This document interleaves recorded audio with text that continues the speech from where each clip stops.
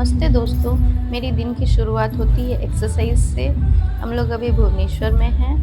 कल हम लोग वंडरला गए थे। उसका ब्लॉग मैंने डाला था, आप लोग देख सकते हैं। हम लोग आज निकलेंगे पुरी के लिए, कोणार्क जाएंगे, सी बीच पे घूमेंगे, जगन्नाथ मंदिर जाएंगे। थोड़ी देर में रेडी होते हैं। आपने 10 रुपए के नोट के पीछे कोणार्क सूर्य मंदिर की तस्वीर जरूर देखी होगी। कोणार्क सूर्य मंदिर भारत के उड़ीसा राज्य में जगन्नाथ मंदिर से 35 किलोमीटर दूर कोणार्क शहर में स्थित है। देश दुनिया से बड़ी संख्या में श्रद्धालु सूर्य देव के दर्शन करने कोणार्क आते हैं।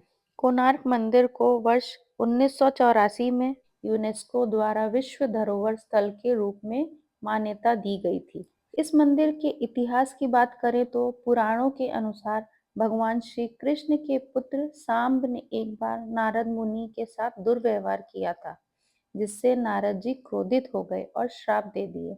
श्राप के कारण शाम को कुष्ठ रोग हो गया। शाम ने मित्रवन में चंद्रभागा नदी के संगम पर भगवान सूर्य की कठोर तपस्या की। धार्मिक मान्यता है कि भगवान सूर्य की पूजा करने से सभी रोगों से मुक्ति मिलती है। अतः शाम ने भी कठिन आराधना करके सूर्य देव को प्रसन्न किया। उस समय भगवान सूर्य देव प्रसन्न हुए और शाम को ठीक कर दिया। इसके बाद सांब ने कोणार्क में सूर्य देव का मंदिर बनाने का निर्णय लिया। कहा जाता है कि जब सांब चंद्रभागा नदी में स्नान कर रहे थे तो उन्हें सूर्य देव की एक मूर्ति मिली, जिसका निर्माण वास्तु विशेषज्ञ विश्वकर्मा जी ने किया था। बाद में सांब ने मित्रवन में सूर्य मंदिर बनवाया। कोणार्क दो शब्दों कोण और आर्क से मिलकर बना है। अर्क का अर्थ है सूर्य देव। इस मंदिर में सूर्य देव रथ पर सवार हैं।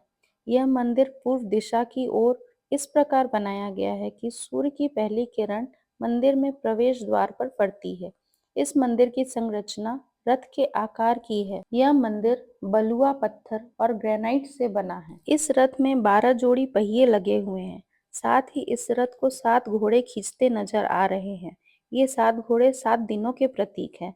यह भी माना जाता है कि 12 पहिए साल के 12 महीनों का प्रतीक है। सूर्य मंदिर समय की गति को दर्शाता है। कोणार्क मंदिर के निर्माण को लेकर इतिहासकारों में मतभेद है।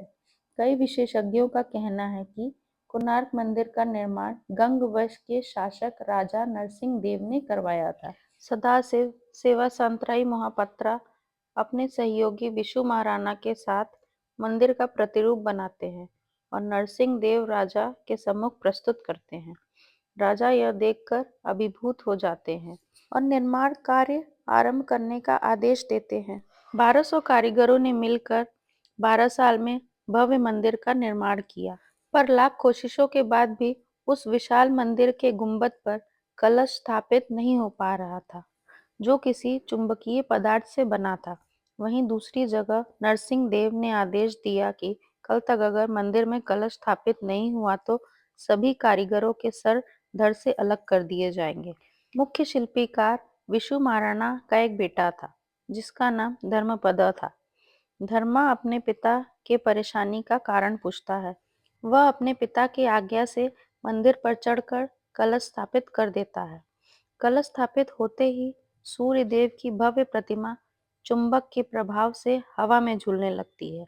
कुछ कारीगर यह देखकर खुश होते हैं और कुछ विरोध करते हैं कि कल जब राजा को पता चलेगा कि जो काम 1200 कारीगर मिलकर नहीं कर पाए, वह काम एक 12 साल का लड़का कर दिखाया, तो राजा हम सभी को मृत्युदंड देंगे। यह बात सुनकर धर्मा ने सोचा, मेरी जिंदगी से ज्यादा मूल्यवान इन 1200 कारीगरों की जिंदगी है। धर्मा ने पिता को समझाया और गुंबद पर चढ़कर समुद्र में कूद गया। जब नरसिंह देव मंदिर के सम्मुख उपस्थित हुए तो वो सूर्य देव की प्रतिमा देखकर अभिभूत हो गए। उन्होंने घोषणा किया कि माघ शुक्ल सप्तमी के दिन मंदिर का प्राण प्रतिष्ठा संपन्न किया जाएगा। सेवे सांतरी ने बोला कि तिथि तो अच्छा है महाराज, पर मंदिर के प्राण प्रतिष्ठा के लिए यह समय सही नहीं है।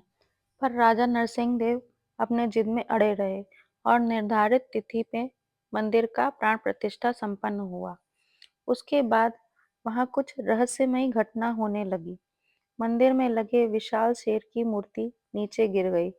फिर मंदिर से अनेकों पत्थर गिरने लगे और राजा नरसिंह देव को जब पता चला कि इस मंदिर का पहला दिवस 12 साल के लड़के की मौत से हुआ है, तो उन्होंने मंदिर में पूजा रोक दी और आज उस भव्य मंदिर का टूटा हुआ हिस्सा ही हम लोग देख पा रहे हैं। यह थी इस मंदिर के निर्माण की कहानी।